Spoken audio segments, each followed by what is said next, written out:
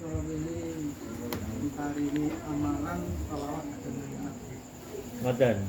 Ini anu, mari tentang dan itu nggih nyaot. Itu mari Di paringi sholawat khusus dateng Nabi Khidir ngoten. Napa nggih. langsung dugi Nabi Khidir napa mboten melalui tiyang. Iki hukumnya pripun kalian mboten sedanten umat-umat Nabi sing kalau itu kepengin dados umat Nabi. Nggih. Nggih, moga-moga. Terus hukumnya nek selawat Nabi itu pripun? Dan harus kula mboten wonten ngamalaken soalnya kejelasan ini kula mboten. Nggih. Dari kumara.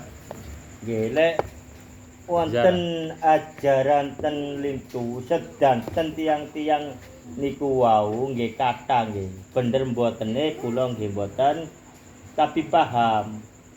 Krana napa? Sedanten tiang niku kepingin kepanggih Nabi Khidir. Kepanggihipun mboten saged njelasaken fisike. Ha niku mongko kula Pak Soni niki sami kepanggih dengan fisik Nabi Khidir yang sama. Lah niku nggih enten tiang-tiang sing kadang ndektrin kula singen.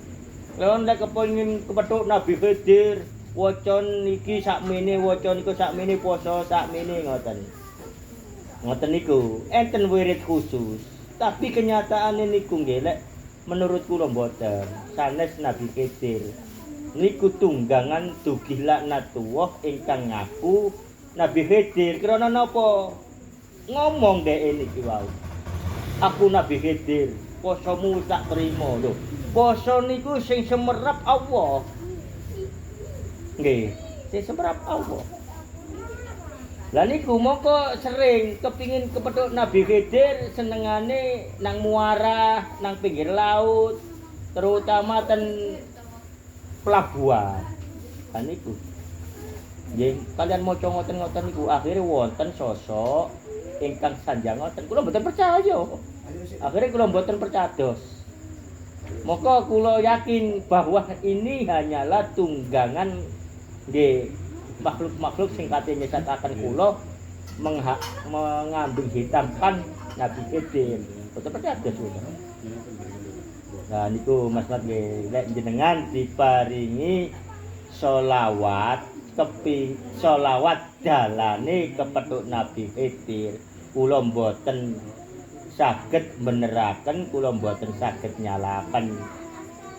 Nah niku mongko lek ancen sholawat tok mangke dikepanggi Nabi Khidir nggih niku sing leres. Sholawat ingkang dhateng Kanjeng Nabi Muhammad sallallahu alaihi wasallam. Lah niku pun jelas kepanggi Nabi Khidir nggih niku wau sing kula terangaken. Mboten sanjang napa-napa. Sampai nggih diparingi semerap fisike kula.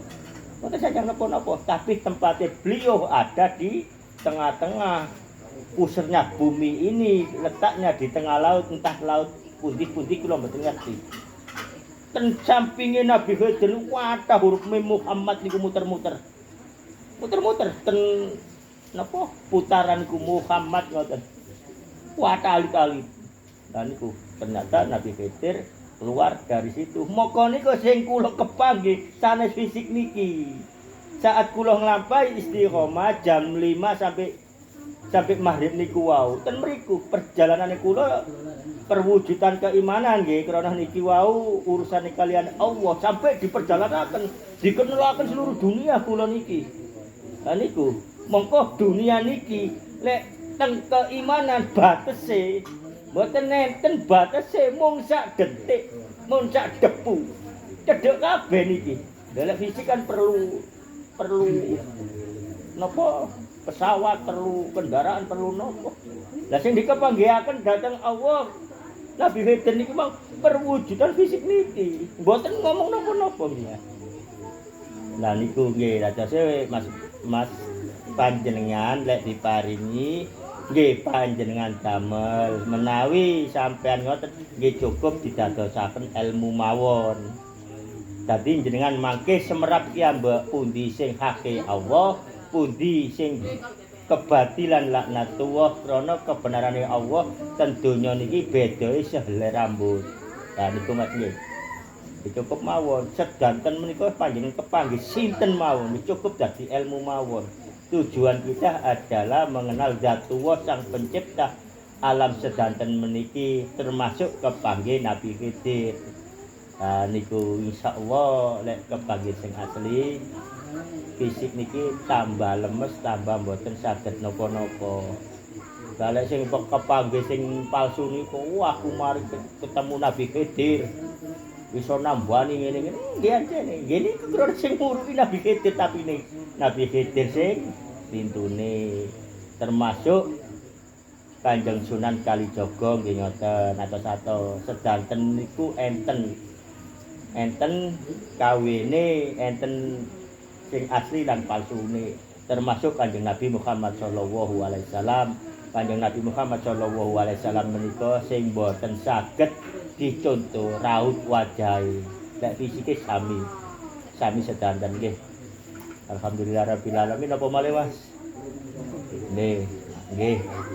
Mangke insyaallah lek panjenengan mangke nggih napa terosipun Allah mongko niku ancen kendhaki Allah lek jenengan diparingi selawat terus kepanggih Nabi Khidir mboten napa-napa damel mawon ya cek mboten dados perselisihan Iki rapi mau tapi nek sampun umur kejelasane ngeten kan saged milat nggih mboten napa-napa diambil mawon mboten napa-napa niku nggih cukup semanten satu. Niku